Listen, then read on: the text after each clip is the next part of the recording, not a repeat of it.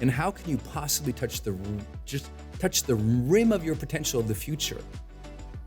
How are you gonna get lift to be able to leap up there and grab it when you got 40 pounds of old stories of stupid stuff you did in high school, or the way they treated you when you were 10, or the way they talked to you when you were 30?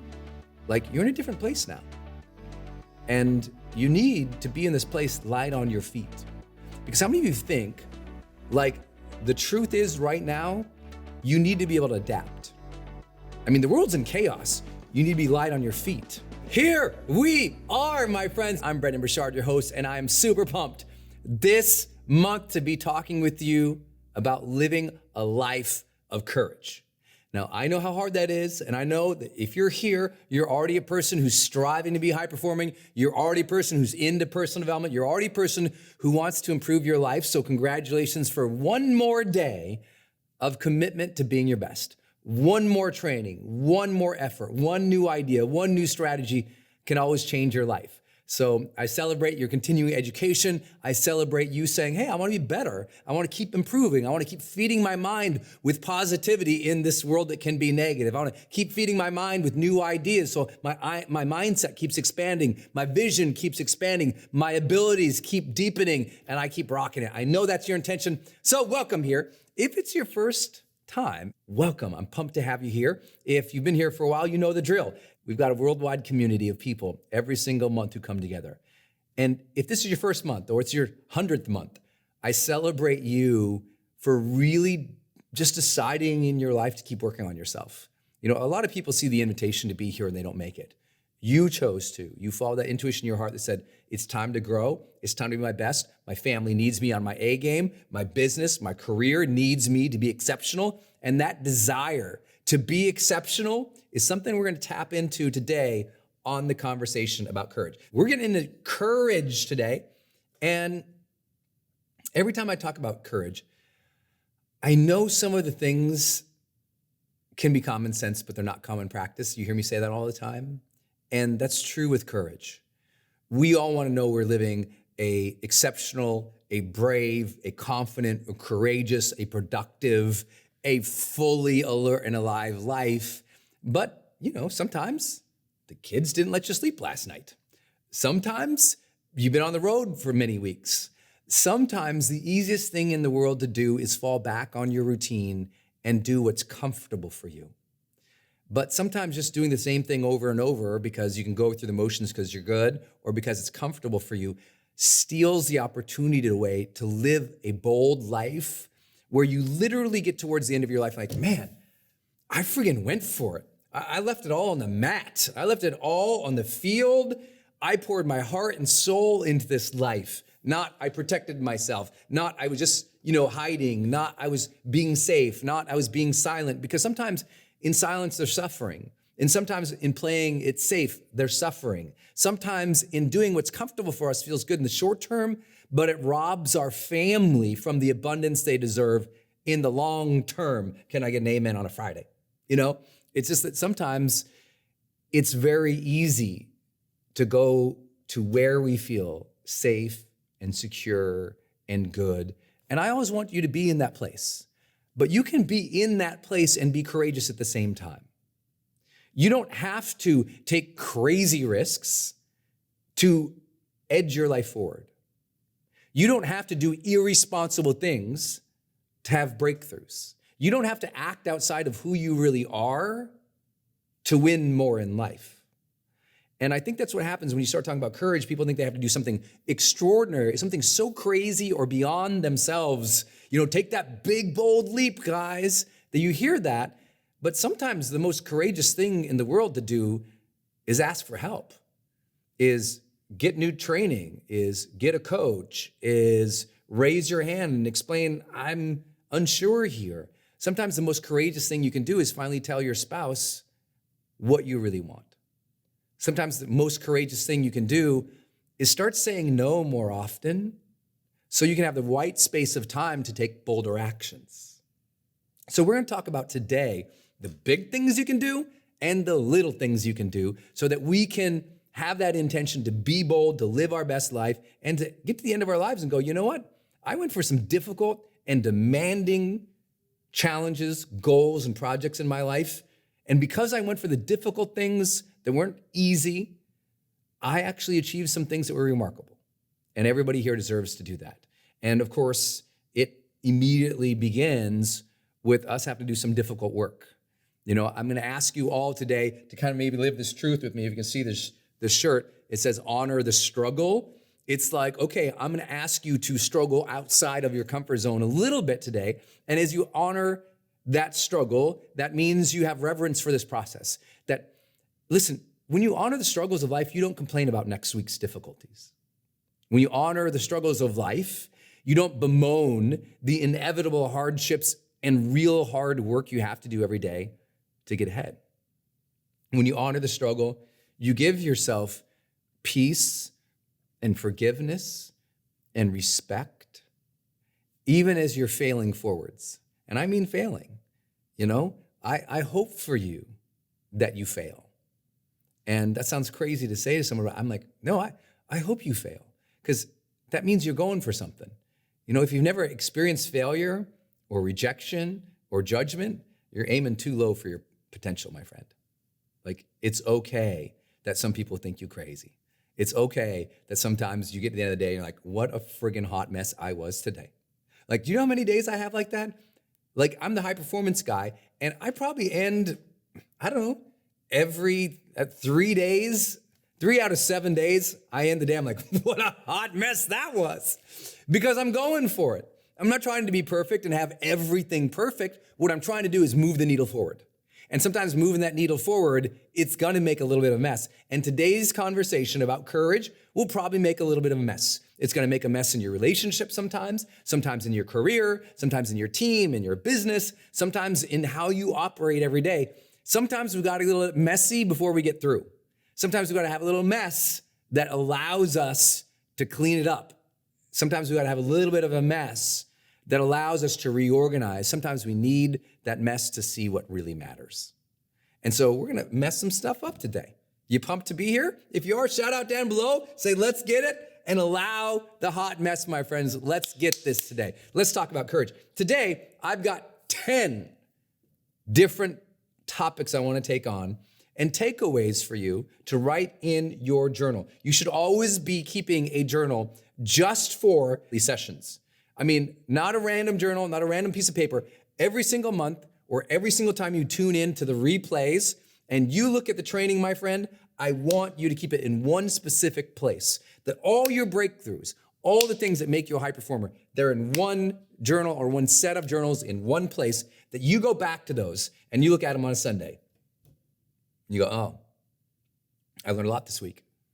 That you go back to those in those times when someone's messing with you and judging you and making you feel bad. In those times when you compare yourself a little bit too much and you feel like you're behind. In those days when inevitably you have conflict in your life, just on that day feels like it sucks. When you have personal development to turn to, you got a way out. So my friends, I hope that you're keeping journals and you're doing the work here. You know, not just tuning in for entertainment, because as you know, I'm not very funny. So I don't have a lot to promise in the entertainment field. What I have to promise is 12 years coaching people at the highest levels on this planet on how to become their best selves, on how to reach high performance while maintaining their well-being and their positive relationships. My promise to you every single month is, listen, you can have more success in your life and greater joy and confidence and engagement and aliveness, and you don't have to compromise your health.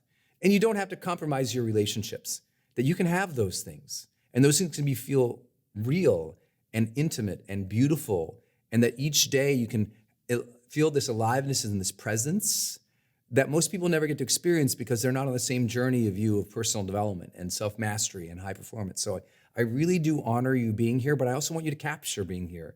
Keep those notes, my friend. I got 10 points today on living a courageous life, and we're gonna jump in to the mess right off the bat on number 1. First takeaway for you today is to live a courageous life, you have to let go of the baggage. You're never going to touch the full rim of your potential if you're weighted down by baggage from your elementary school years, your high school years, your college years, these last 4 years. Listen, the last chapters of the book, You gone through them. You finished them. You flipped the page. You got a new chapter here. And you have to be willing to break from the past to have the future you so desperately desire. You have to have the courage to allow yourself to honor the past as it was, to forgive those who need to be forgiven, to forgive yourself, and to acknowledge that everything led you to this point now. Everything. Those crappy times, those times when you're depressed, those times when you gave up on yourself, those times when someone else gave up on you, those times that you gave up on others, the times that you quit, the times that you failed, the times that you felt so small, you were embarrassed. Those times don't live in this moment. And the more of those times that you cultivate in your mind and you ruminate on and you think and you self-talk on and you revisit in your mind, the more disempowering times from the past, hurtful times from the past, failures from the past that you keep running in your head, what that is doing is that is taking up the very free space necessary for the bold ideas to come in. It's taking up the space for the very needed white space for creativity to come in, for the dreams to come in, for the best you to speak through from. Like, it's hard for you to live an authentic and true and vulnerable and real life if you're always speaking through your baggage, if you're always thinking through your baggage. And you guys know what I'm talking about. Like, everyone's got different baggage. Maybe your baggage is your divorce or that last job. They are not relevant today. And the only reason they're relevant today is if either you allow them to be relevant from those situations or those persons revisiting you, or you're running the same old story. You're running the same old excuses. Yeah, I can't do this because I suck at relationships. No, you sucked at relationships 10 years ago. Well, I can't do this because, I failed. Yeah, 6 months ago. Today's a new day, homie. Like, you got to access this day, dude. This day is fresh. This day is clean. This day woke up, showered, ready, prepped for you by the universe or spirit or God or luck or cosmos, whatever you want to call it. This day says to you, when you wake up in the morning, the day whispers to you, do not fear me, for I have been brought here for you. You don't fear the day. That day's been brought here for you. And then when you have real reverence for life, when you have a deep gratitude and appreciation, I like a deep gratitude and appreciation for life, you don't hold on to a lot of yesterdays. You notice the changing fall colors now. You notice the free space that you have now. You notice the time and the choices and the opportunities available to you now. Yesterday's not such a big deal. You don't hold the baggage. And here's how you know if you're holding baggage. You know in your heart there's baggage there when you keep playing small. When you keep minimizing yourself to other people in your current situation, that's because the self showing up is the self lugging the baggage, feeling bad about themselves, letting it weigh down. When you're free and spirited in this moment, when you're truly present, free from yesterday, like when you're present right here, that authenticity, that spirit shines through. And listen, the same people who completely shut you down yesterday, when they go to shut you down today, you go, hey, that's not okay. Maybe the old you let them shut you down. The new you, today you, the old you let them shut you down because you had hurts and feelings and old stories and you labeled yourself differently and you let yourself be put in your place by somebody. Today, the place you've been put on is a fresh ground of earth. Today, the place that you've been put in is this moment. And this moment doesn't reek of yesterday. When the sun set yesterday, it set. When the sun rose this morning, it was fresh. There were new birds around your house, not old birds. They moved on too.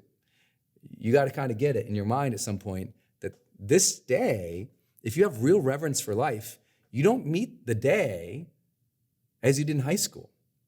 Because if you have reverence for life, you recognize that all those struggles brought you here. That all those struggles were necessary to make a new you, a fresh you, that you got to release some of those hurts, man. and those pains, girl, and those stories, my friends, because they're old.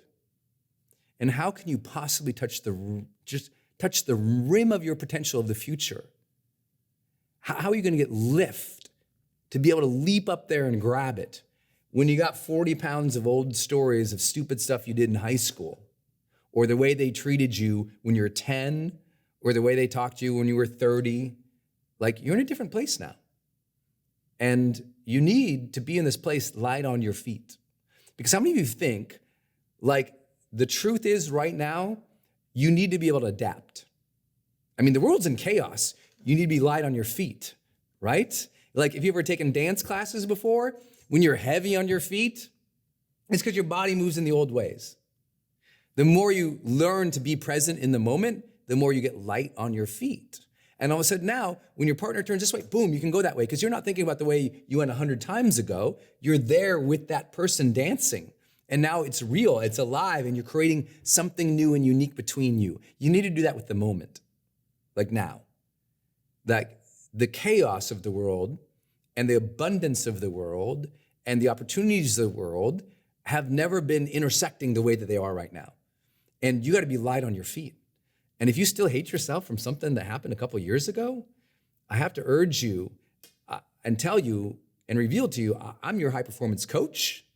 I am training you here. I can't be your therapist. And so what I tell people right off the bat, if you really want to live a courageous life, but you notice you keep shutting yourself down because of stuff that happened in previous chapters of your life, not just like you're down. Hey, look, some of us all had a bad week in the last couple months. Like, there's a difference between like a bad couple days versus a couple chapters, right? And if you had a couple chapters where you've been down, depressed, sad, a couple chapters where you minimize yourself, a couple chapters where you shot yourself down, sabotage yourself, told yourself so stories, and like literally limit yourself because the way you perceived yourself from the past, if those old chapters have been there, multiple previous chapters, then from today, do yourself a favor and seek professional therapy. Seek somebody to do that work with you, because the old stuff, I could give you all the acceleration strategies. We talk a lot about that. And if you missed that session, please make sure you log in to your high performance monthly members area. You go check out that session on like mid-year acceleration strategies, and you get going. You move faster. You know, there's lots of tactics and strategies and productivity things that I'm sharing all the time. Lots of new triggers and ideas I'm sharing all the time. But it's like, if you're trying to hit gas and you keep hitting the brake at the same time because for reasons of trauma or super old stories or old baggage, you just need somebody to help you process that. It doesn't make you weak seeking help. It makes you courageous seeking help. It doesn't make you small seeking help. It makes you expansive seeking help. And it might be your way out. So I just think that, I don't know how you guys feel, but I really feel like a lot of people think that there's like a stigma to therapy still worldwide. And I know I have an international audience. You heard how everybody's from all around the place. So I just want to let you know, like, it's okay for you to seek professional, medical, or therapeutic guidance, because you shouldn't be still trapped in your old stories. Not at this stage. You're too damn old. Like, isn't it true? We all been through too much to be thinking about what we did in high school or elementary school or that trauma that we had 4 or 5 years ago. And sometimes you need assistance for that. Like many of you guys know, I had a major trauma a couple years ago when I had a brain injury. I didn't have the brain injury and then be like, I'm good. I'll get on with my own damn self. I was like, man, I had significant trauma there. I got hurt. I'm gonna go get some help. And if I hadn't got that help, we wouldn't be here together today. So I just think it's okay to ask for help and to know that if you need it. If you don't need the help, what you need is a reminder. And that's why you're here today. And that is simply, you have to have a process every single week where you let go of the screw-ups of the week. See, what most people do is they just carry the screw-ups, hate myself, failure, screw up, label, screw up, label, screw up, label, screw up, label. And all the mess ups of their life, they start defining as themselves. And the mistake you made weeks ago, you labeled it as part of your identity versus a behavioral mistake, right? Behaviors change every day. Your behaviors today are different than they were yesterday. Like behaviors are very adaptive and reactionary type of thing. You'll get some behaviors wrong, some behaviors right. But what most people do is they get the wrong behavior and they pull that wrong behavior and they pull it into an identity. Mess up, they grab the mess up and they make it their mindset. No, the mess up was a behavioral problem. It is an identity problem. And so they take the mess up, the problem, and they make it the personhood. And that's what we call making mountains out of molehills. Like, so what? You got the project in late. Does that mean you're a complete failure? No, it means you got the project in late, dude. Next time, plan better. Jesus, right? It's like we take the little things and we blow it up into who we are. Who you are is not all the mess ups. It's part of your learning journey, but it's not you. And so you got to know, like, there's a difference here. And sometimes baggage is recognizing, oh, that was an awkward, weird, uncomfortable, harmful situation, but that's not me. That was a situation. It was a behavior. It was something that happened, an occasion. And then we can go, okay, if that's true, then who am I really? Who do I want to be? Who am I now at this age of my life without those old stories? And you got to give yourself that distinction. Yeah, it's like Sarah kind of paraphrased me here. The mess up isn't the mindset, right? It's so simple. But here's the thing. I told you, you need a reminder. It needs to be a rhythm for you. It's part of my Sunday rhythm. Some of you guys know I do my Sunday review. And when I do my Sunday review, I literally go, okay, where could I have shown up better this last week? Where could I have behaved better this last week? What could I have done better this last week? And I just reflect on previous week and I identify the things that didn't go the way I wanted to. And I ask, okay, what could I have done? And then I do the most simple and basic thing that you could do on a Sunday. I forgive myself and I let it go. You know, isn't that why some people go to church, to absolve themselves and to admit their sins and to release it? And maybe you're a churchgoer, maybe you're a spiritual person, maybe you believe in God or you don't, but either way, wouldn't it be a practical thing to do on Sunday to go, okay, let me review where my week went good and bad, and let me decouple my emotions from that so I can enter Monday with freedom. Because when I am in a space of freedom, I make much better decisions than when I am in the space of lack, when I am in the space of self-hatred, when I'm in the space of carrying all this stuff unprocessed. I mean, have we learned anything from personal development other than, hey, you got to process the stuff that happened in your life and understand how you identify with that and what you're going to do next. You got to process it, man. And most people, because they're not processing, their immediate snap judgments of self, oh, I screwed up. Imagine if we could just loop back your last couple months and every single week, just think about how much you screwed up the last couple months. I don't know about you, but mine's like my hands would have to, I don't have enough hands, to count the number of screw ups in the last couple months. I can't. It's so infinite number of screw ups. But imagine if every time I screw up, I'm like, ugh, you're a screw up. Ugh, you're dumb, Brendon. Ugh. And my self-talk in that moment was snap judgment, which most people it is. Snap judgment, self-talk. Dummy. Ugh, I know this. Stupid, Brendon. Ugh. Imagine if we take a loop of that for the last 6 months, uninterrupted, unpaused, unedited, and we took out all the situations of life, we removed all context, and it just sounded like, screw up, you suck, you suck, you suck. Why'd you do that? Oh my God, dummy, dummy, dummy, stupid, stupid, stupid, stupid. And we didn't de-hook that. We didn't decouple that. That's what most people's realities are. And because that's always running unconsciously, because they're not deliberate about processing, they're not living a courageous life now, because every time they think a courageous thought, that overwhelming chorus of noise filters and swamps and smashes that. That whisper of a dream that is bold is beaten to death by the rap bass of the horrid talk that we have with each other. It's like boom, boom, boom, boom, boom, boom in the back, right? And so that noise needs to be synthesized and edited down on a simple Sunday. You just sit there on your Sunday and you go, all right, man. Had a lot of noise this last week. A lot of things didn't go the way I did. But you know what? Let me think about them. How could I have met those situations as my highest self or more courageous self? What could I have done? Okay, good. Good, Brendon, you're learning. Good job, Brendon. You're learning. Oh yeah, you could have been better then. Yeah, good for you having the intention to be better.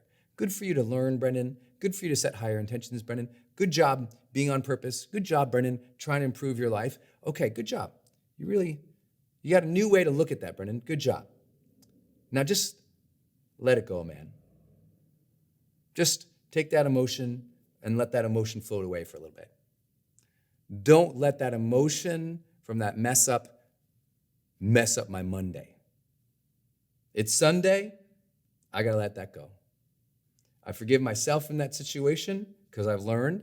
I forgive the other people in the situation because even if they didn't learn, I learned and they gave me a lesson. I let go of that situation because that situation is not in this moment as I'm sitting here with my green tea and my journal reflecting on last week. In this moment, I got a journal, I got a green tea. None of those bastards are here. It's just me and the green tea.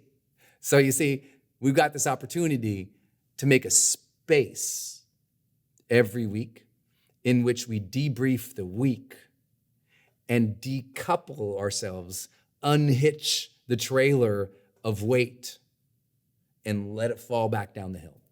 You know what I mean? And so you got to be attentive and aware of like, do I got any weight on me from the last couple of weeks or months or years? And can I just start releasing some of that tension? It's a difficult thing to do, and it will change your life. That's number one. Let go of the baggage. All right. Number two. This is a tough one, but this is the stuff of high performance. How do you live a more courageous life? Number two, you seek to be the world's best or one of the world's best. Here's what happens. Most people go, I'd sure like to survive doing this because they have that old story that was like, God, I need to belong. I need to survive. I need to be okay. And so what they do is they always play their comfort zone because they're only trying to survive. If you're only trying to survive, you won't ever thrive. Why would you even try? So you just survive, get through.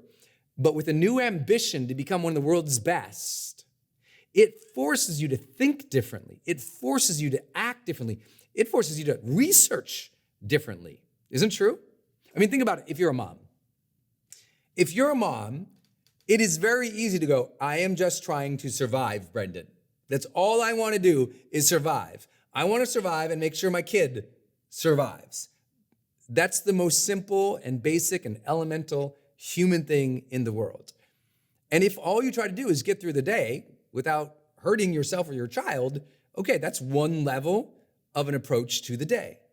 And there's another approach that says, I want to be one of the best moms ever. I want to give my daughter a life that she didn't get to have, that I didn't get to have. I want to do something for my children that previous generations didn't get to for their children. I want to be one of the best moms in the world. So how would I do that? I guess I'd better have to learn more. I guess I'd have to read some books, talk to some other moms, figure out how they're doing it, change how I approach the child when they're screaming, ranting, raving, conflicting, challenging me. I'd have to learn new communication skills. I would have to learn new parenting skills. I would have to challenge myself to be more present with these children when they are freaking out.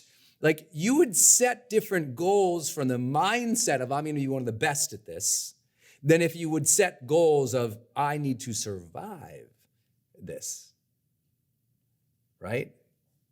Type in thumbs up down below if you know exactly what I'm talking about. You got it? You look at the world and you approach circumstances different if you're going, I want to do this great, right? When I walk on a seminar stage, many of you guys have been with us at our events. I can't wait to meet you or see you at High Performance Monthly or High Performance Academy one day.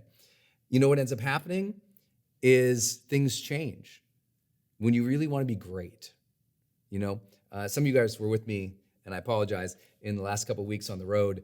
I was home 48 hours in all of October. It was bananas, right? It was totally crazy. But we knew that it was going to be a busy season, so I trained.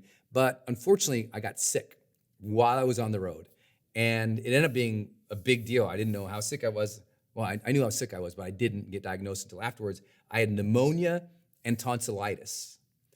Pneumonia and tonsillitis, as I had to deliver a 4-day event after having just delivered a 4-day event and having to go into a next 4-day event. So 3 4-day events back to back to back, right? And in the middle one, turns out I get pneumonia. Brutal. And trust me, I know that survival mechanism. I knew I could walk on the stage and be like, sorry guys, I'm really sick. But I also knew, I'm like, okay, if I was one of the greatest speakers and trainers in the world alive today, how would I approach this?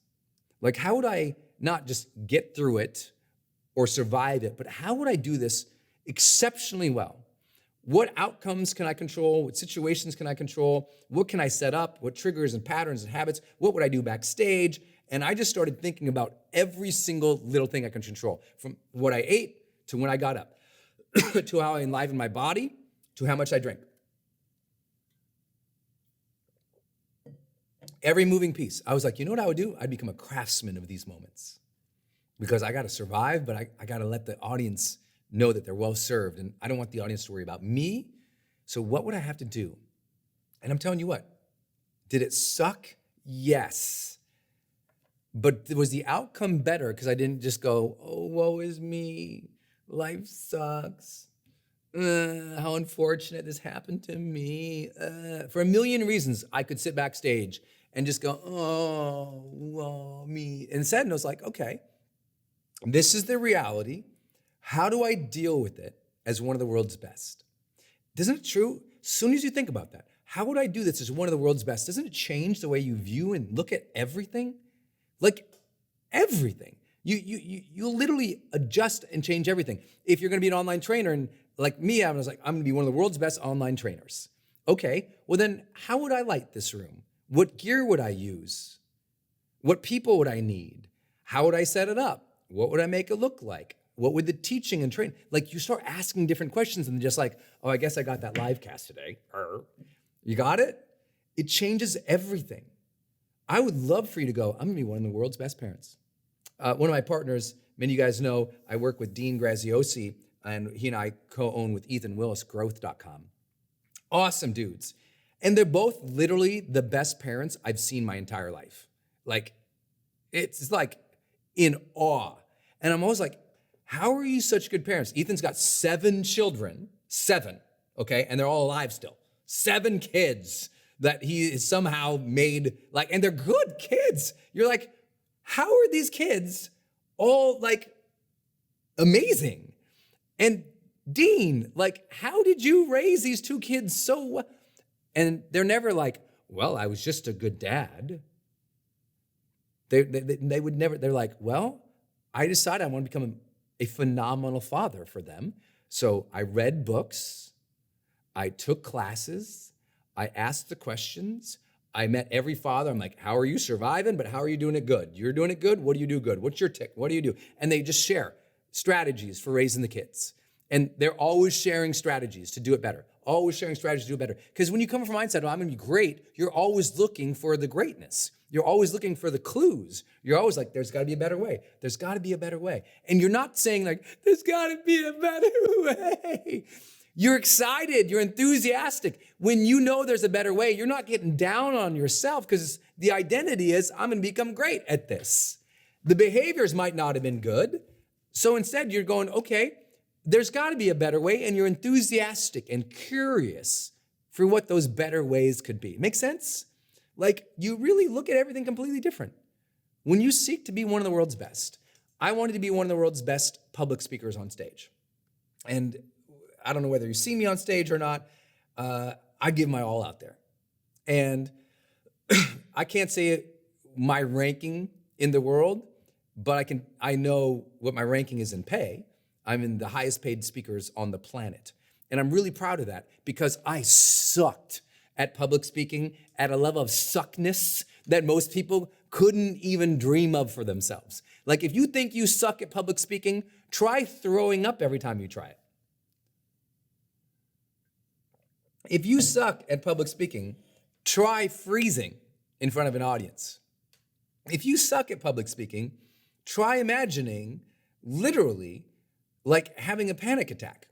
Like try being so bad that you know you're bad and you know you're badder and badderer than anybody else on the planet. I don't mean bad like Michael Jackson cool bad, I mean bad. I was so bad. And so now, how do you go from so bad to, I think I'm in the top 5 highest compensated speakers on the planet today? How? Gosh, having the mindset go, I'm going to become one of the world's greatest. That's going to be my intention. I'm not now, but as soon as I say I'm going to, as soon as you say I'm going to become that, you start looking for clues. You start getting your coaches. You start getting your training. You start approaching things with more intention. I know you get all this, but I am begging you in your life, in your relationships, in your career, go, I'm going to become one of the best. And it's hard, right? Because it's so easy to take things casually, right? Think about your marriage, your spouse, your significant other. It's easy just to be in a relationship and to hope that the two of you are happy, or you go, we're going to have a storied, legendary love affair. Like when we look back at our life, we're going to think of all these incredible things we did together, experienced together, felt together. Like we're going to write that storybook ending because no one ends up at a storybook ending. You write that book. You write that storybook ending. You live and you work for it and you architect it and you struggle for it. It's not easy. You know, I would love to be one of the world's greatest husbands. And I know I kind of suck, but I'm always on the lookout. How can I do something better? Like, okay, not just like if someone says, okay, go have a date night. I'm like, okay, no, how would the world's greatest couple have a date night? Like, what would they do? And I don't mean like, okay, let's fly to Paris on helicopters. So we've done that, super awesome. I would say instead like, okay, what could we do on a regular night down the block in that time together to make that amazing? It just, I'm telling you, it will change everything. It will change everything for you when you start saying, I'm gonna be one of the world's greatest. Even if, please listen, even if it's really out of reach. Because in everywhere that I said I was gonna become one of the world's greatest, and I'll leave it to you and the world to judge me where I landed in that, all I can say is I was not qualified, I was not good, I was a hot mess. But that intention saved my life, guys. The intention alone makes you a more courageous person because you start looking for new ways. And as you look for new ways, you start changing. And guess what happens? As you start changing and you start leveling up your standards, guess what happens? As you start changing and you level up your standards, you get more comfortable with change and your standards go up. As you're more comfortable with change and your standards go up, you make more courageous decisions automatically. It's just now part of you. It's who you are. Change doesn't freak you out, so courage is more common day. When you're not fearful of change, courage just shows up more. You got it? That's why you have that intention. Hey, you had pneumonia. Pneumonia is more than a cold. It's serious. People die from not getting their pneumonia treated. Remember, I told you I got treated when I found out what it was. Are you really telling us not to look after ourselves? No, did I say those words?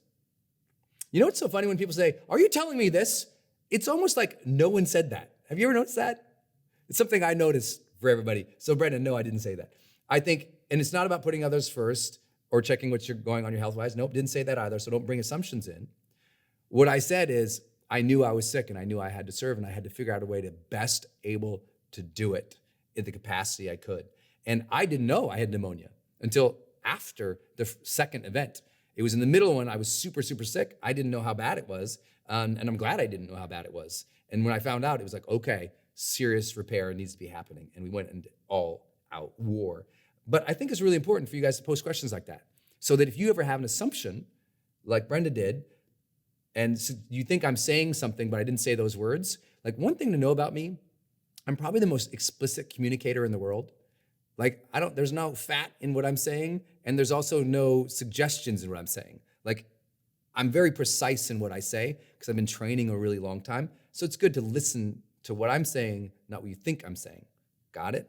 Very important. That will also help us get really good quality questions in here. With that, I know that as soon as we talk about this idea of seek to be the world's best, and as soon as we talk about this idea, people go, but Brendon, risk, comfort, how do we do that? So to help you do that, we have a video I'm pulling from the vault from you guys to align with these topics. And there's a great video, it's from the vault, called How to Go Beyond the Comfort Zone. And if we can knock out this comfort zone, then we come back. I'm gonna give you tactical things to do in your conversations to be more courageous, tactical things to do during your day, and we can really jump into it. But I gotta unhook this last piece for you about your comfort zone. If we get over that, we can get into the tactics of living courageously. So with that, Jess, if you could roll the video on Beyond the Comfort Zone. Let's talk about this ridiculous concept of your comfort zone. I call it a ridiculous concept because it doesn't matter, so we better address it because I know for many of people listening, that's counterintuitive. We're so interested in our own comfort and our own ease and what makes us feel good, and we like to also talk about personal development as this big thing of getting beyond our comfort zones, but I just want to say, I think it's an irrelevant conversation. Let me share with you why in 3 easy ideas. Number 1, your comfort zone is just not something that's important, because if you have a mission in life, you have a dream in life, you have a love in life, you have something that's important to you in life, your comfort zone should never be even something that you consider. Frankly, you should ask, what is necessary for me to show up and to serve with excellence in that area, regardless of what my comfort is? If you've heard me talk about this before, I've kind of got this opinion about the strengths-based movement. You know, it's like we're all supposed to do our strengths and just follow our strengths and only do things that really amplify or focus on our strengths. And I go, that's just not real. That's not real life. If you have a big mission or purpose or dream, and it's beyond your comfort zone, which is really what they call your strengths now, right? Do your strengths, do your strengths. I'm like, hold on. What should be important is the dream. And your dream or your purpose or your mission should never be made to bow down to your limited human strengths. I mean, I wouldn't be doing this if that was the case. This video right here, I was terrified of video. I didn't like video. I sucked at video. I wasn't a good communicator. But I didn't say, well, I guess I can't do video because that's not my natural strengths. I said, what's the mission? Serve people, help people, inspire people? Well, then I'd better develop that into a skill, not something that comes naturally or easy or automatically or I was innately born with. Look, I believe that we're all born with lots of goodness in us, but life throws curveballs. Life, the ambition of being alive helps us dream. And if you've been given a dream, don't discount that because you're not good enough yet. Develop yourself, weaponize yourself, teach yourself to be so good at something that is necessary to serve in the area of your dream that now you're never even thinking about your comfort zones. I rarely think about what's comfortable. This morning, as we were literally eating lunch with my team, Travis and Jess, I was saying how, I'm starting to shoot some videos where I walk around with a camera on a selfie stick and how awkward it makes me. But that doesn't matter to me. I didn't say, well, it makes me awkward, so I'm going to stop. I said, I'm getting used to this because I'm going to get better and better and better at it because the mission is to serve more people in that way where they can see what's going on in my life. And so I don't think it's important at all whether I'm comfortable with it or not. What's necessary to serve the mission is the question, not what's easy for me, what makes me feel good, or what I have innate abilities because I was born to do that. Lots of people think that, well, I was born to do this one thing, and then they turn 20, and then they turn 30, and then they turn 40, and then they turn 50, and they realize, you know what? What you thought was important at 10, 15, 20, and 30 isn't as important sometimes 40, 50, 60, 70, 80. Sometimes the thing you thought was your whole life's purpose and goal in your 30s switches in your 40s, and you need to develop new skill sets. If you haven't found that to be true yet, I bet with a little bit more maturity and higher ambitions and aims, you'll find that to be true. Your comfort zone is irrelevant. What matters is, what are you trying to do with your life? How are you trying to contribute? And how do you grow into that, regardless of what you're good at, regardless of what's comfortable or easy? I think I hit that one strong enough. Second big idea, in terms of comfort zones, I tell people is just, you know what? If you can't agree with my first point, then let's just jump into what to do. And that is learn to consistently express to the world what you think, what you desire, what you really need, what you really want to achieve, and what your dreams are beyond what's possible for you now. You know, never limit your vision for your future based on your current capabilities or concerns or stresses. And what I mean by that is, right now, we live in a world where a lot of people, they do have a dream beyond their comfort zones. They do have something that they want to achieve, but they never tell anybody about it because they're fearful that they'll look stupid or they'll sound stupid or people won't support them. And I'm here to tell you, it doesn't matter if people support you. And it doesn't matter if people cheer you on along the way. Much of my career, people thought I was crazy. They're like, why are you doing this? You look too young. You sound too young. What are you trying to use this internet for? I mean, people were making fun of me most of my early career, and I bet they're even doing it in the comments of the video you're watching right now. It's okay.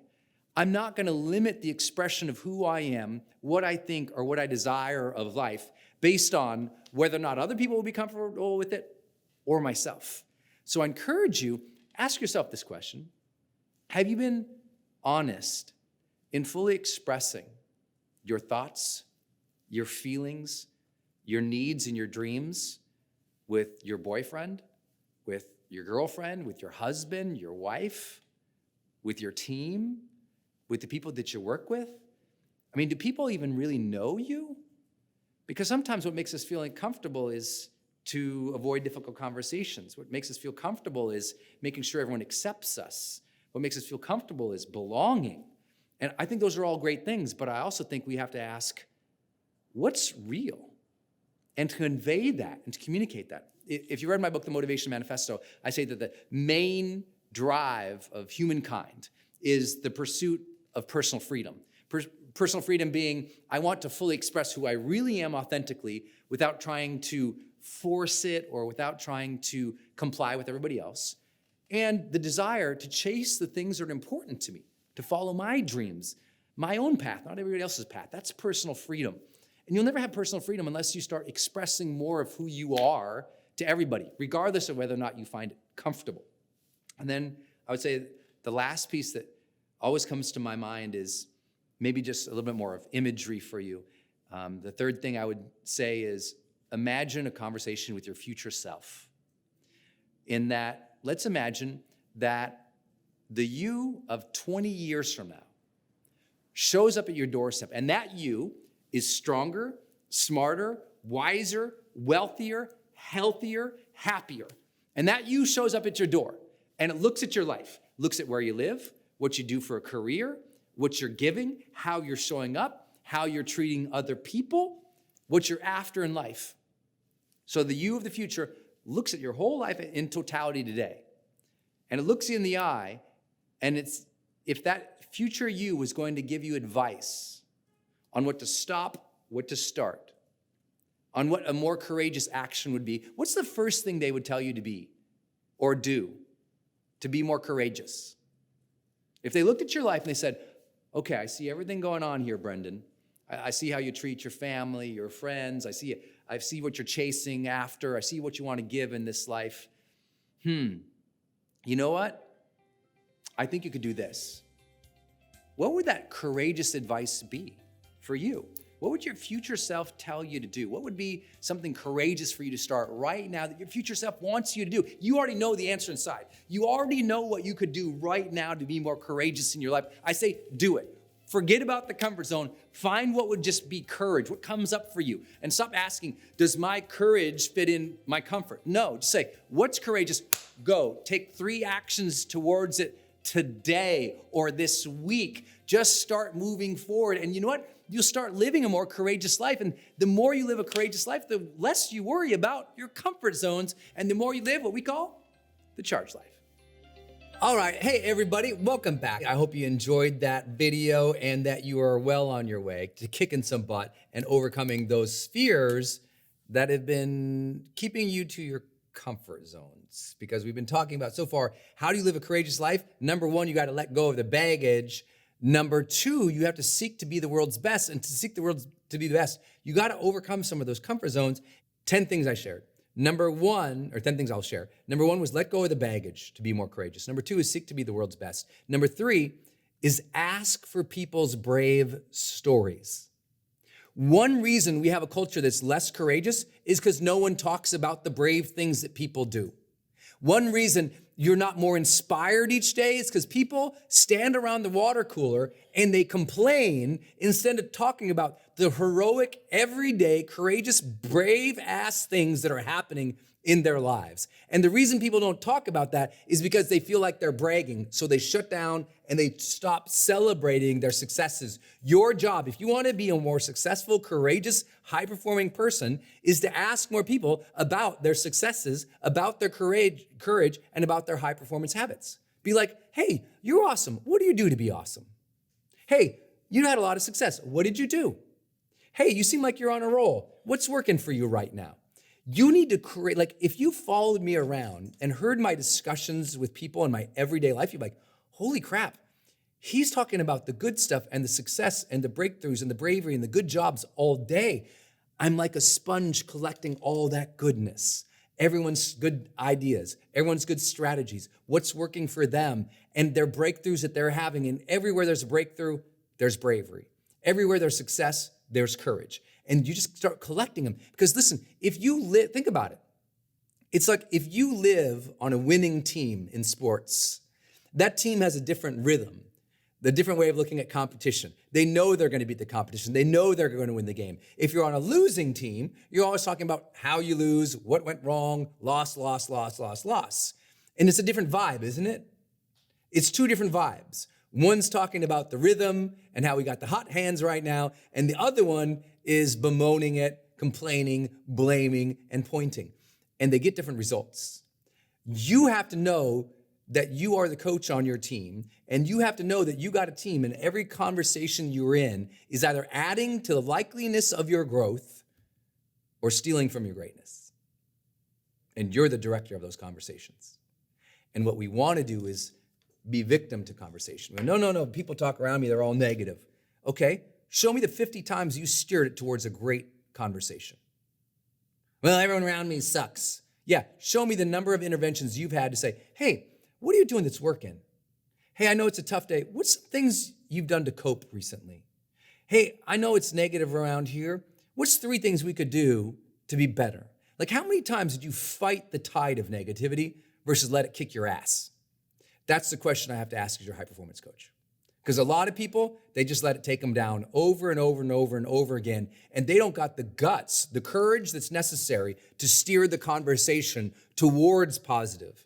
Like, part of being courageous is changing the culture. Part of being courageous is changing the conversation from hate to love, of negativity to positivity, of bemoaning it to honoring it, of being in conflict to being in peace. Like, you've got to architect the life you want through the words you use and the words you pull from other people. Like, I'm around as equally number of negative people as you and as any other person in the world. Trust me, I'm in personal development. Oh, God, help me. Instead, what I do, though, is I steer the conversation. I need you to steer more conversations. I need you to ask more questions. You need to create the conversations of courage, because the more you hear those brave stories of great people, whether that's you need to read more biographies or ask people around you, the more you hear of bravery and courage, the more it sinks into your subconscious just as much as the bad things in the past, right? We always forget that. We all think that our subconscious is always acting out and it's negative towards us. It's like, no, it's profoundly biased towards good things in our life. It wants to see us survive and thrive. The only reason for the existence of the human species was not just for survival. It's because we wanted to thrive.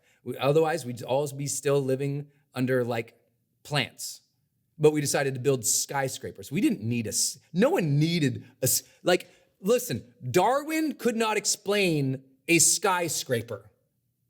Like, the ambitions that the human beings have is beyond just multiplying. It's to thrive, to build, to create, to do extraordinary things. And our conversations need to be, are you having skyscraper conversations all the day or street sweeper conversations? Hot dang, there we said it. Number 4, you need to set some self-talk triggers. Self-talk triggers. What does that mean? Well, you need things that create your mindset to happen throughout the day. Now, many of you guys know I have a couple of them, right? I hope by now you know, like my alarm triggers. My alarm triggers are 3 times throughout the day, inspiring words telling me to be my best, boldest, courageous, ass-kicking self pops up on my phone. 3 times a day, pops up, right?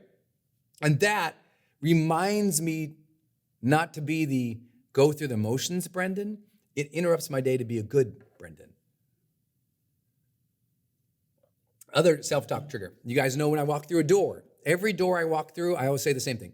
Enter a room, I say the same thing. Walk through a door, brain says, hey, you're entering this room, a happy man, ready to serve. I think courage really shows up in moments of service, doesn't it? That's why we admire the person who jumps in the river to save the child being swept away. That is someone doing something for another person in an extreme situation. Well, today, the extreme situations that we face are judgment and cynicism and hatred. And sometimes we have to remind ourselves to be our best and to be of service in the moments that we have the opportunity to be service in. So a door frame trigger. I walk in the door, okay, I'm a happy man, ready to serve. And that statement over and over and over again, I enter this room as a happy man, ready to serve, reminds me I'm happy, I'm lucky, I'm blessed to be here. And it reminds me, hey, focus on other people. Because every time I focus on myself, I'm much less likely to be courageous for myself. When I started my career, I struggled for a long time because I made it about me. I was worried about myself. When I noticed that my wife was suffering, or my girlfriend at the time, who became my wife, when I noticed she was suffering because of my own inaction, I became more bold because I need to do something for her. And we'll do a lot more for other people sometimes than we'll do for ourselves. So that's why I remind myself. The door trigger is I'm entering this room a happy man ready to serve. And that service mindset is a trigger for me to be there for others. And when you're there for others over and over and over and over again, you'll start being more courageous. The third one, I have another self-talk trigger. I guess I never taught really until the other day. Everyone was asking me for a big long list, and I was like, oh, I do all these other triggers to spur this positive thinking. One of them is my water trigger. Like this. And then I'll start talking. Every time I take a drink of water when I'm on stage or when I'm here, when I take a drink of water, I remind myself, calm, flow, calm, flow. I basically direct myself to flow in the moment, be present in the moment, and to be calm. Because I think it's really hard to be courageous when you're frazzled all the time. You know what I mean? It looks good in movies, right? You watch oh my God, watch Die Hard. Bruce Willis is frazzled the entire time, and he's still absolutely amazing, right? It's like we watch movies and the characters, if they're frazzled all the time, it creates a great movie. But the best moments, even in Die Hard, and yes, I'm sorry, I'm quoting Die Hard, but even in that movie is when Bruce Willis has thought through things and he's got the upper hand and he's calm when everyone else is freaking out. Real heroism tends to be calm amid the storm. So you got to set some self-talk triggers to calm your crazy, stressed out, burnt out, overworked, over-expecting butt down. And I say this to all my friends because you're my high performers. Is it true? You got to calm yourself down.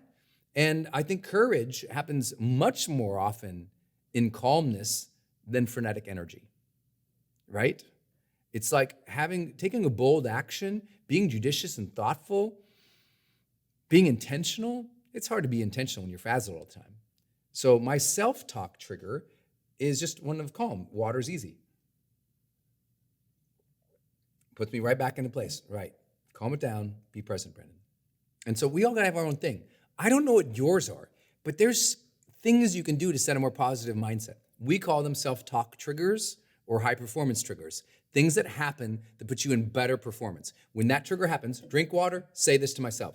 Walk through the door, say this to myself. Do this thing, say this to myself. That stimulus response that I've set up conscientiously is much better than the stimulus response of just reacting to everything. I hope that helps. Number 5, get in proximity to your fears. One reason it's easy not to be courageous is because fear is over there, I'm not gonna go near it.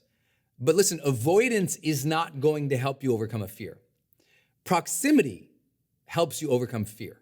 What does that mean? It means you gotta get in location near your fears consistently.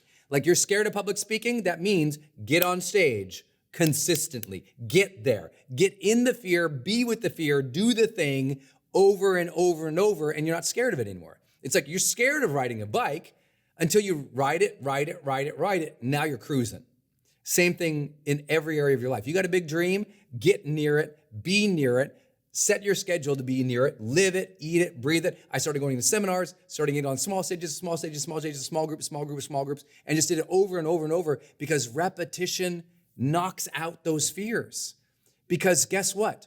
You're not as fearful with those things that are familiar, right? The first time you go through the haunted house, you're mortified. But if you got 5 kids, you take one kid through that haunted house, you jump the first time, maybe the second time. The 5th time you take that kid through the haunted house, you got it down. You know where they're jumping out. You're not scared anymore. The thing that was getting a rise out of you the first time, the 5th time, you're like, are we done yet? Right? Familiarity often diminishes fear. So you got to put yourself in motion. Get near your fears. And this presupposes you're going to do the work and like, what are your fears? Like, what are you really scared of? Most people just go, well, I'm fearful. And their identity is fearful, but they don't even know what they're scared of. Like, if you wanted that next big breakthrough in your life, what fears, like, not like, what fears do you have in your life? Like, okay, breakthrough. What are steps required here? Which step are you scared of? Whichever step you're scared of, learn more about and do that step. Get in it. And you'll start to see, oh, over and over, I'm not so scared, right? Because with competence comes confidence. With confidence, you can face those fears. I don't think the fear, the anxiety, the worry ever goes away for any human being. Doesn't for me. I still worry backstage about doing a good job. I still have fear that something I do is going to break when we do it. I still have a lot of anxiety at very high performance times. Backstage, before I go out to 20,000 people in an arena, yes, there's not just fear there, there's real anxiety there. But also, you just choose, which one gets to win today? What's going to win today? Is my anxiety back here, is the anxiety I'm having backstage, is this going to win today? Or is my message and my mission going to win on that stage today? Which one wins? They're both going to be there. The odds are equal for both. Which one am I going to let win? Will the anxiety win, or will my mission win? And whichever one's going to win, the other opponent doesn't have to go away. It has to be utilized. Like if you're an NFL coach and you're facing a great opponent, you don't go out and run your own game and hope to win the thing. You go, I got to react. I'm just going to use their weaknesses against them. In my situation, I'm going to use my anxiety against itself. I'm going to use my anxiety and channel that energy to serve my mission. I'm not going to let my mission serve the anxiety. The anxiety is going to serve the mission, right? That only happens after you get in proximity to these things over and over and over again. With familiarity, fear decreases. Now, the good news is number 6 will help you too. Okay, so if this last one was get in proximity to your fears, number 6 is gang up on your fears. Do you know what beats fear? More people. More people. Here's what I mean by that. Do you ever have, I don't know if you grew up with a lot of bullies. We did, where I grew up in. But it's like, if you had to face that bully by yourself, you were mortified, right? You were mortified. But maybe you were like me. Maybe one day you got a couple other people to be with you, and now that bully wasn't so intimidating. Because people give you security. People get your back. I remember we had this kid, big kid. We were in 3rd grade, and he was supposed to be in 6th, but he had been held back. And he was a mean dude. I mean mean. and he would just beat up on everybody. He was just, he was a real bad dude. And we were just little guys in 3rd grade. And so we would play like 500, where like all the kids gather over here, and one kid gets the ball and gets to be quarterback and throws the ball and calls out a number like 150, calls out points, 20, and whoever catches it gets the points. And whoever gets the points up to 500, that's why it's called 500, when you catch enough balls to get to 500, you get to go be the quarterback and throw now, right? Well, this big kid, we'll call him Joey, he would walk between the quarterback and us kids, and they'd be throwing the ball, and he'd just grab the ball out of the air, just like, boom, grab the ball, and he'd throw it over the chain link fence into the street.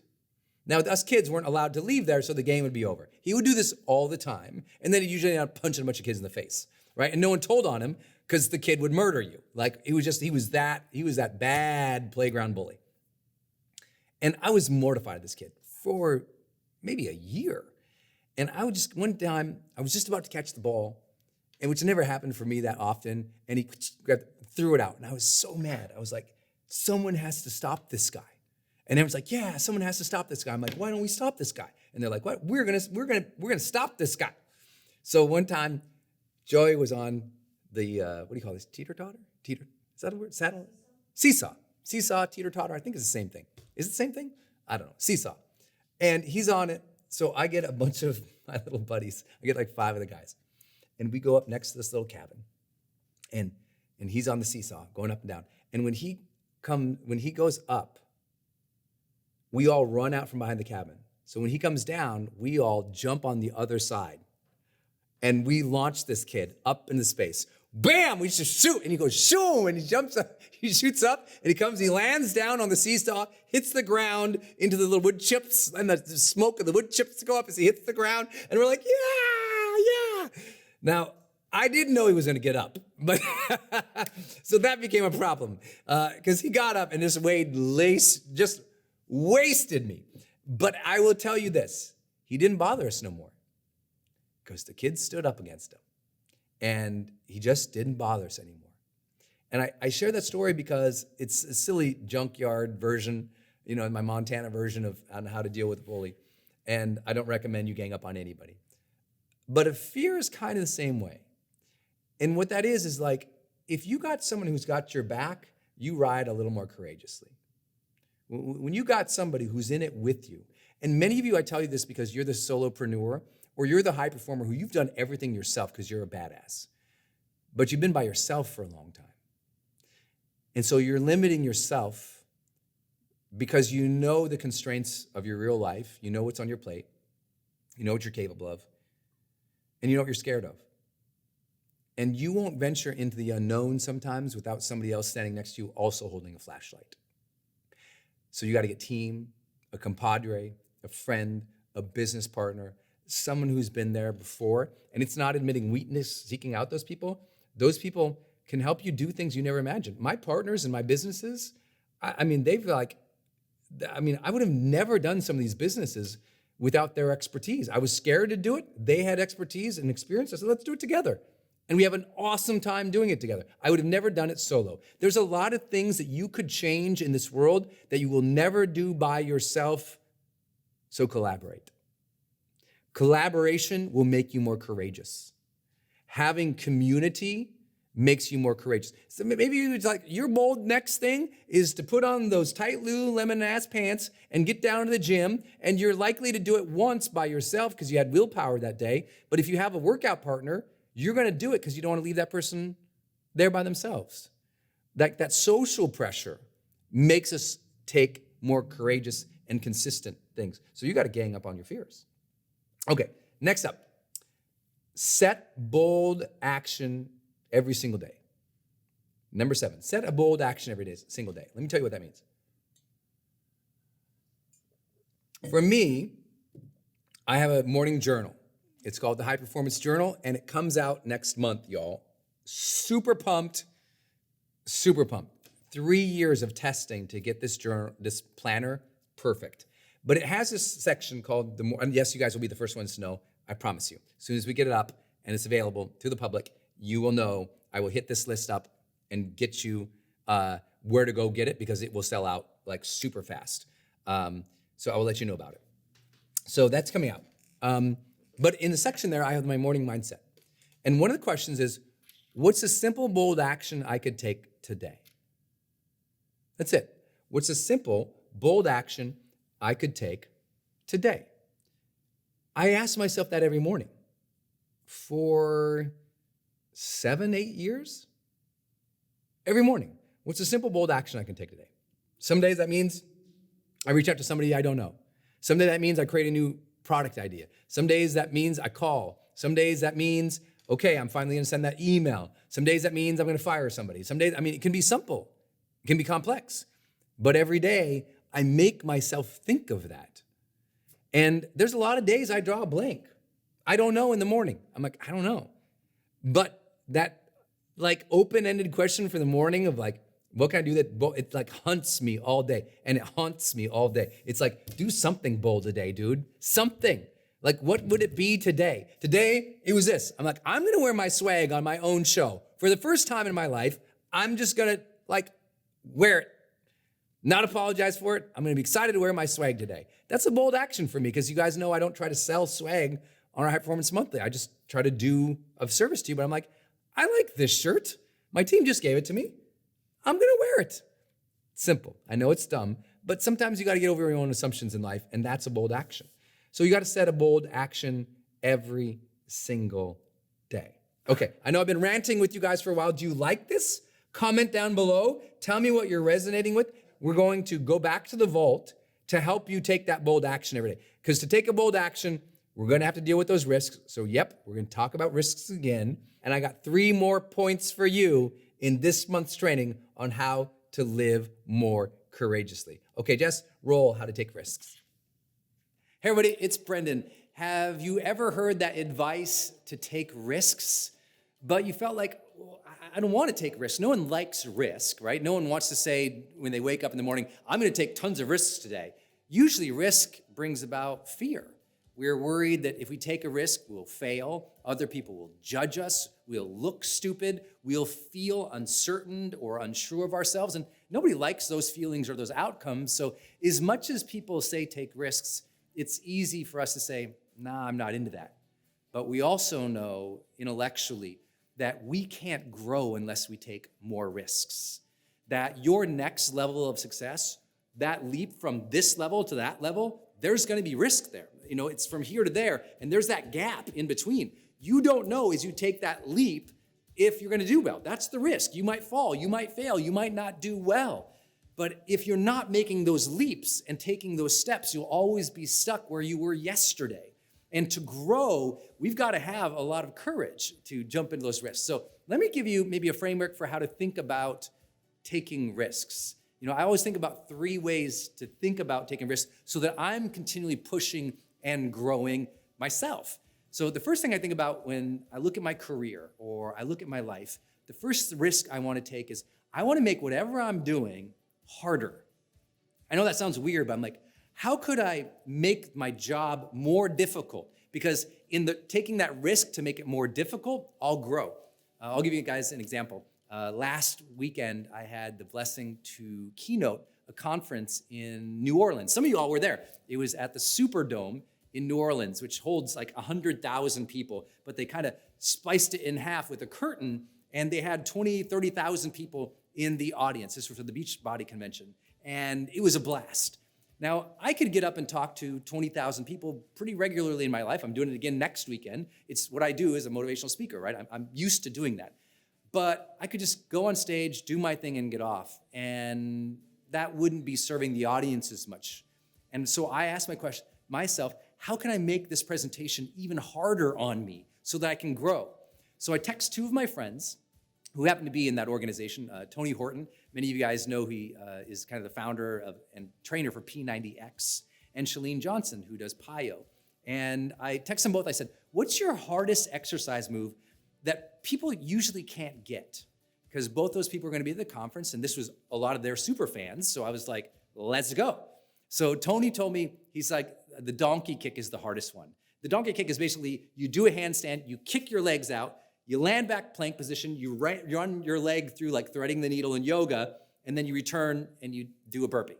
okay? And Shalene said, well, the hardest one is like what she calls the Pio flip, which is like, imagine doing a bridge, right? But then going to kind of one arm, and it's like you're doing a bridge this way and one arm goes that way. I mean, it's not easy. So I decided in front of 20,000 people to do those two moves back to back in a suit.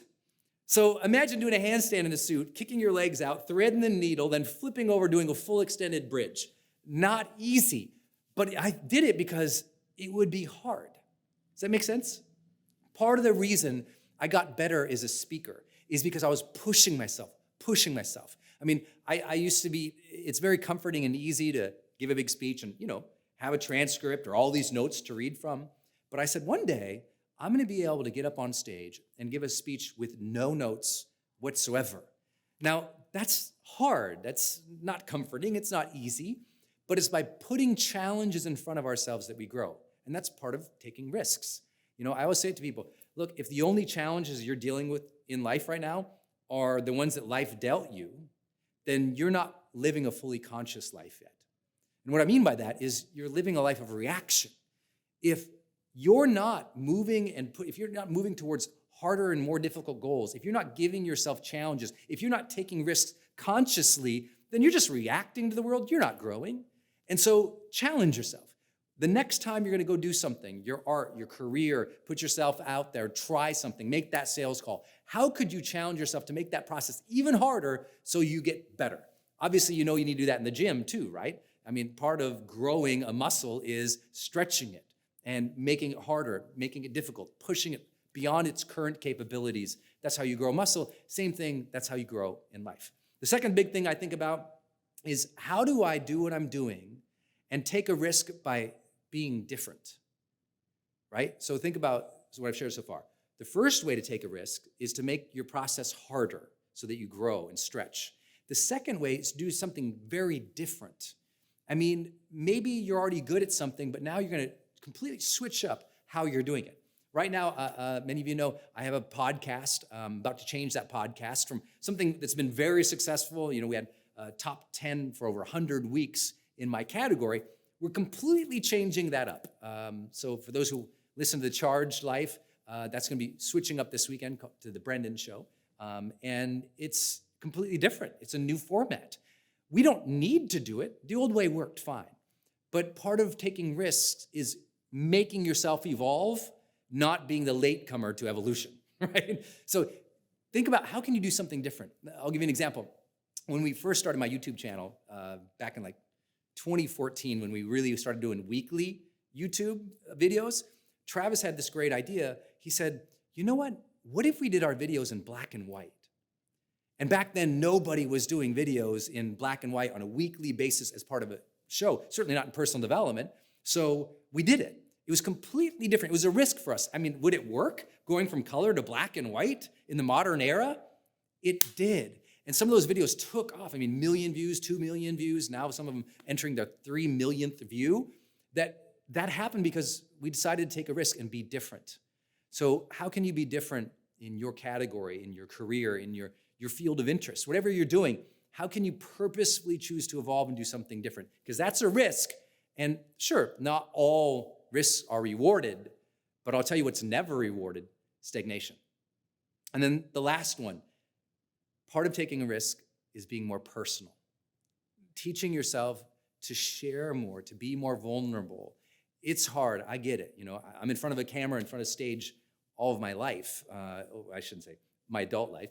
I mean, over the last 10 years of my life, it's been a very public journey for me. You see, if you're on with us on Facebook, we have 5 million fans on this Facebook page alone. Doesn't count our other Facebook pages. We've just started and we're growing our Instagram channel. Hey guys on Instagram. I mean, this has been a journey for me of being in front of the public eye. But even me, for my next level, I'm gonna have to share more about my personal life, be more thoughtful about that. And that takes a lot of vulnerability. It doesn't scare me, I just know I need to do it. And I'll give you an example. When I first started my career in personal and professional development, because if you ask me, Brendon, what do you do? I always say, well, I'm a writer first, and I'm a trainer second. I've been blessed to train more people on the topic of motivation to high performance than anybody else in the world now. Our videos have been viewed over 100 million times, over 10 million fans across our Facebook pages. I've been blessed to reach a lot of people.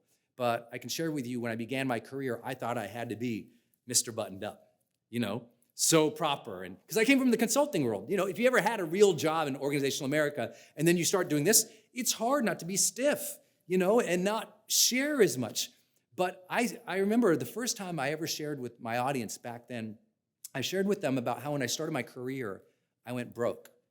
And I mean bankrupt broke. And I was in bankruptcy and I was struggling to start my career, do my own seminars. I had no idea what I was doing. People were making fun of me. I'm sure people are making fun of me right now on this live cast. You get used to that part. But, it was new and it was scary.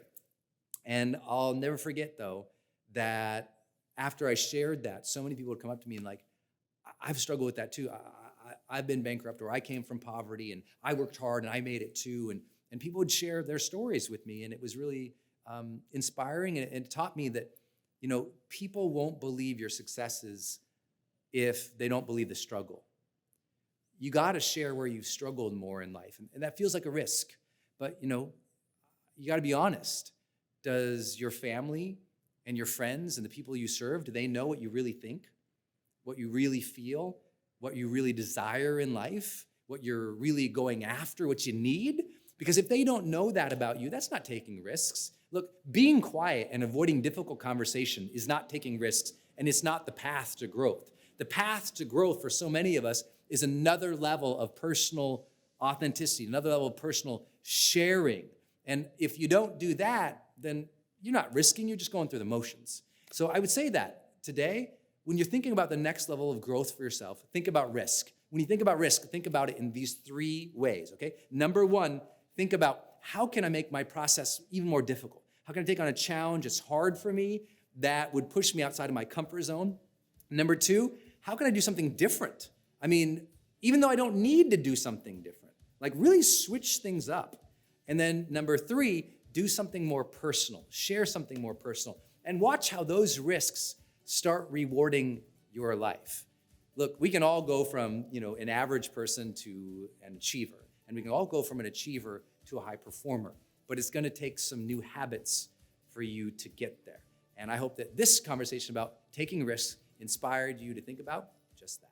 All right, everybody, welcome back. I hope you enjoyed that vault video. I've got to learn how to say vault properly. So I'm on step number 8, or idea number 8 today. And this one's this: integrate your big moves into your identity.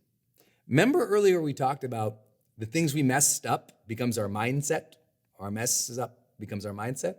We also have to go, our successes become our state of mind. And so a lot of people have never given themselves this gift. If you've been with me for a while, you know how important and critical this is. I would love for you to write down tonight in your journal your win list, your successes list, the big moves that you've taken in the past, like the moves, like those big decisions you made, you stuck with, and you went for it, even if it failed. But the big moves, like the big decisions, the big wins of your life.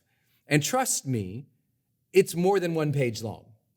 Because what most people do is I don't know, I guess I moved to Canada, I started my job, and that's all they can come up with. I'm like, no. Don't you remember that time you spoke up for yourself?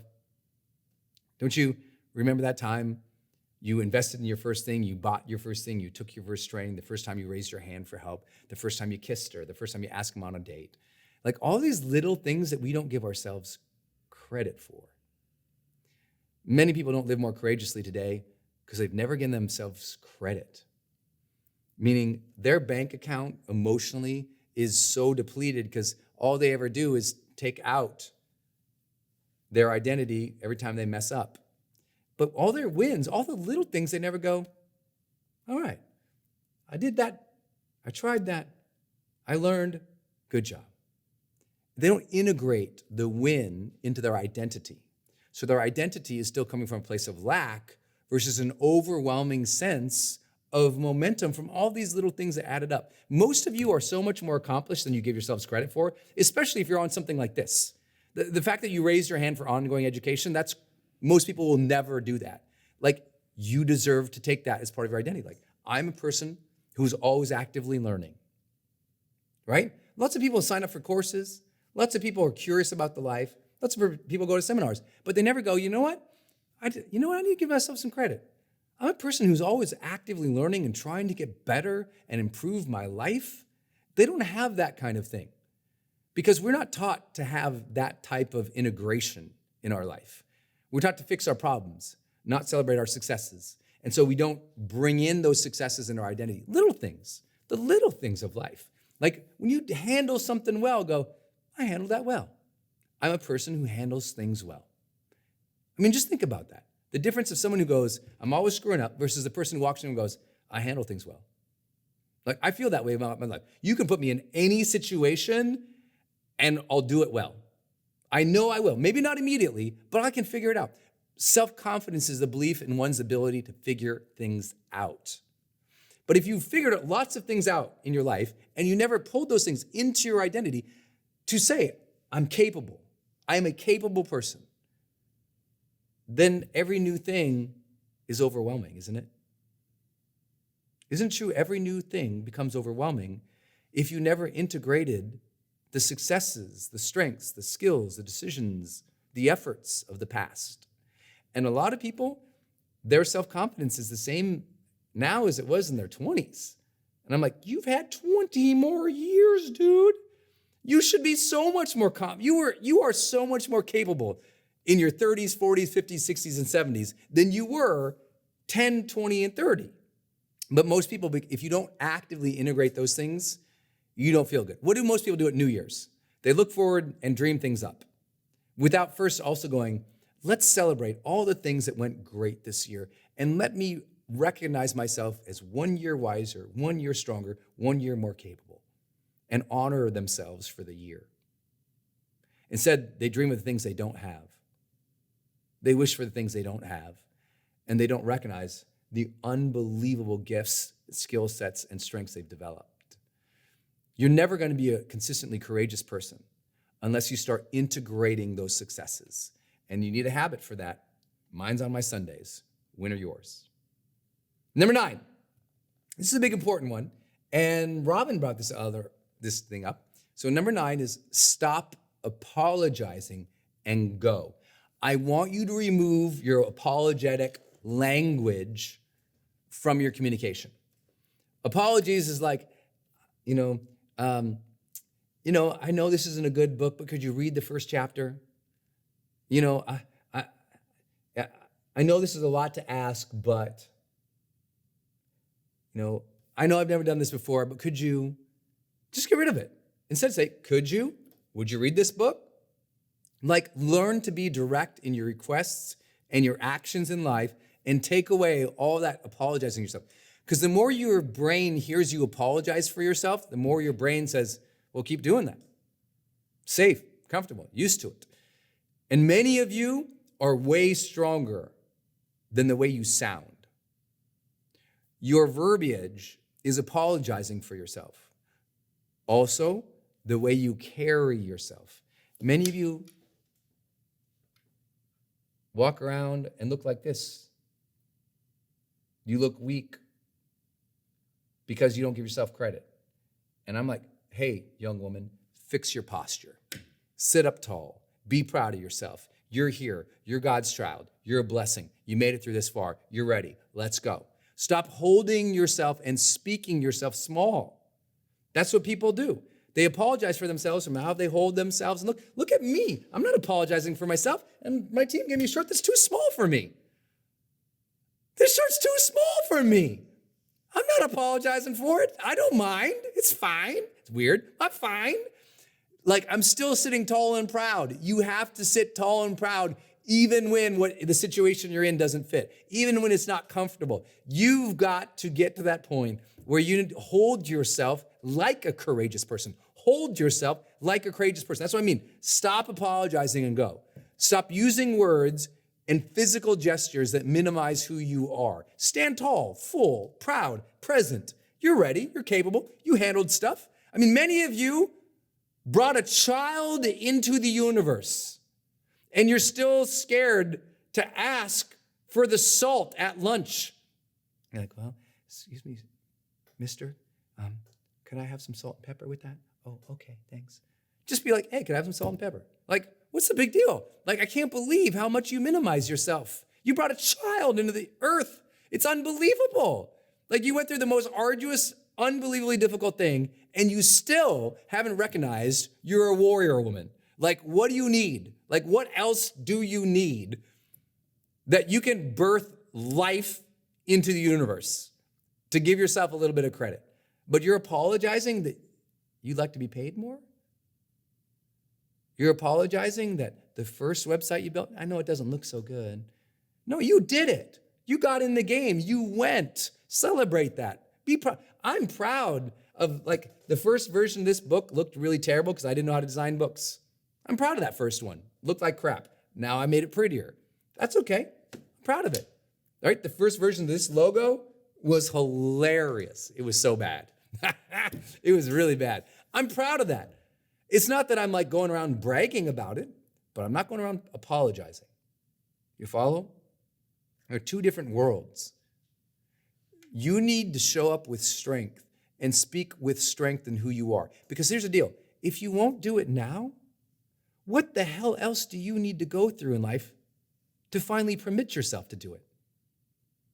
I mean that genuinely and honestly to you. What the hell else do you have to go through? You've been through tornadoes and hurricanes of life. You've been through chaos, judgments, failures. You've been broke. You made some money. You've tried new jobs, quit jobs, met new people, broke up with new people. People were rude to you. People were like, what else do you need in the human pantheon of experience to finally allow yourself to show up strong? Like, what else? I mean, I want you to answer the question. This is not rhetorical. Like, what else would you have to go through? Like, what else do you have to go through to allow yourself to show up as a strong woman? What else do you have to go through to show up as a strong man? Like, what else? What else? Like, make a list of how 50 other ways the universe needs to kick your ass before you give yourself some credit as a warrior. Like, you're ready. Stop apologizing. Show up strong, man. What's up with you? Like, if you're not going to give yourself permission now, don't hope that when you're 50, you're going to be stronger. Don't hope that when you're 80, you're going to be stronger. Because trust me, I've been with people as they're 80, 90, and 100 passing away in hospice, and they say, wish I went for it a little more. Wish I was a little stronger. Wish I would have made that choice. You know, that woulda, shoulda, coulda stuff. I don't want that to eat you with regret at the end of your life. So if you're ever going to show up strong, I'm here to tell you right now on our High Performance Monthly, right as I'm filming this, give yourself that permission today. Not tomorrow after you got the certification. Not tomorrow after someone pats you on the butt. Not tomorrow after someone sent you a bigger check. Listen, no external things have changed your level of strength and confidence except your own internal permission to grant it. So grant it, my friend. If all we did today is you decided, I'm going to show up in strength tomorrow and I'm not going to apologize for myself anymore, we did something good today. Last big idea. You have to earn the future you dream of. It comes back to honoring the struggle, but it comes back to the quintessential experience of my life when I felt like I was handed life's golden ticket, when I felt like I got the gift from God to have another chance, another go around at this life. I was only a 19-year-old kid, but I wanted to earn my lot in life. And I think what happens, the reason people don't live more courageously, especially today, is they're entitled. They just think that their future storybook ending should happen for them. And they don't go, I'm going to go earn that. I'm going to get my fingernails dirty. I'm going to go do the work, dig in the ground, grind it out, really give and give and give and serve and serve and serve, because I don't get that future unless I earn it. And what people go is, I'll wait for it. It should happen for me. I expect it. I deserve it. No, you earn it. No one deserves a thing. Everyone earns a thing. You got to go earn the thing. You are a deserving person for life, and that's about it. You don't deserve a phenomenal marriage. You earn a phenomenal marriage. You don't deserve a high paycheck. You earn a high paycheck. It is the expectation that things will serendipitously happen for us or that we are entitled to them that is killing people from going and hunting for it, right? I knew I would have to earn it because no one anywhere around me was ever given anything. So I had to go, I need to go earn it. And the expectation of earn it builds drive. Like if I'm gonna earn higher pay, I'm gonna go earn that higher pay. It sets me on a course of bold action, of consistent action, of moving and earning and fighting and willing it into existence, not hoping it pops up in the lottery. Earn this opportunity. When you know you gotta earn it, you show up differently. There's a fierceness in those who are willing to earn it. Right? If you've ever been on the battlefield or you've ever stepped in the ring, I did martial arts most of my life, and I can tell you, like when you step out on that mat or you step into that dojo or into that ring, you know nothing's being handed to you but your butt. So you better earn your way through that. And it's like there's a warrior status that happens. It's like in tribal and Aboriginal, literally Aboriginal tribes, it's like there was a sense of like a passing into manhood or adulthood that happened that they knew they had to earn it in some ways. And I know some of that is like old and some of that is inappropriate and some of that stuff is just like myth and lore and weird stuff. But there is some kind of mindset shift that happens when you go, I'm gonna earn this. Like you want an amazing future and you're not being courageous enough, it's because you don't think you have to earn that or you think you can't. And I hope that this session with you all today serve that process. You can earn it, but you're gonna have to do some things. You have to let go of that baggage. You have to set that ambition higher to be one of the world's best at what you do. You're gonna have to start those conversations of hearing other people's brave stories. You're gonna have to set more triggers to speak well of yourself. You're gonna have to get in proximity to the dreams. You're gonna have to gang up and get other people involved on the journey so you've got collaborators and comrades. You're gonna have to make sure you set a bold action every day, even if it's a little simple bold action, but you're thinking in terms of boldness every day. You gotta integrate all of these wins because you're stronger than you think, and you have to stop apologizing and decide, okay, I'm gonna show up strong today and I'm gonna earn it today. And if every day I'm showing up strong and free and willing to earn it, everybody else around me like, woo, he's going for it. Woo, she's going for it. They'll see that momentum and they'll start saying, she sure is courageous. Listen to this one more time on the treadmill, on your next run, on the rowing machine, as you're doing your CrossFit or whatever else it is you're doing. Listen one more time. Let this stuff sink in. Remind yourself of these things and stay on your journey to living this high performance experience. Hey, it's Brendon. I just want to thank you for watching my channel. There's so many other teachings and trainings on this channel, so please enjoy. Thanks for being here. Also, for those who want to go to another level, I have an upcoming Certified High Performance Coach Certification Week. This is where I teach you and certify you to become a world-class life coach. We call them certified high performance coaches. You can click the link in the description right now to apply and to learn about our upcoming certification week. If you want to go to another level as a life coach and you want me to certify you and help you, make sure you click that link and take advantage of it right now. Enrollment is open today.